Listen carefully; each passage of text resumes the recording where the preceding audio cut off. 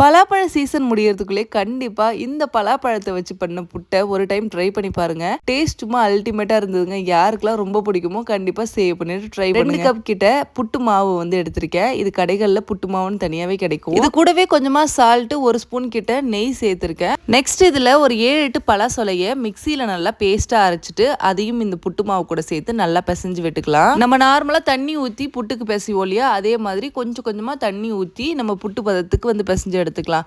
லைட்டாக நீங்கள் பிடிச்சிங்கன்னா நல்லா டைட்டாக இருக்கணும், உதிர்த்து விட்டிங்கன்னா உதறணும், அதுதான் பதம்.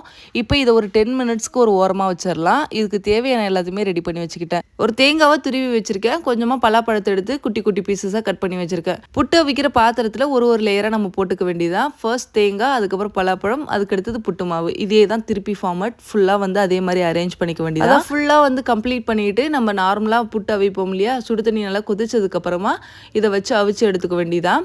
ஒரு 10 to 15 மினிட்ஸில் நமக்கு வந்து புட்டு ரெடி ஆகிடுங்க. கம வீடே வாசத்தோட அந்த பலாப்பழ ஃப்ளேவரோட புட்டு ரெடி ஆகிடும். கொஞ்சமாக நாட்டு சக்கரை போட்டுட்டு நல்லா மிக்ஸ் பண்ணிவிட்டு சுட சுட சர்வ் பண்ணுங்கள். சூப்பராக இருக்கும். கண்டிப்பாக பலாப்பழ ஃப்ளேவர் பிடிக்கிறவங்களுக்கு இது ரொம்ப பிடிக்கும். இந்த மாதிரி நிறைய வீடியோஸ்க்கு நம்ம சேனலை ஃபாலோ பண்ணிக்கோங்க.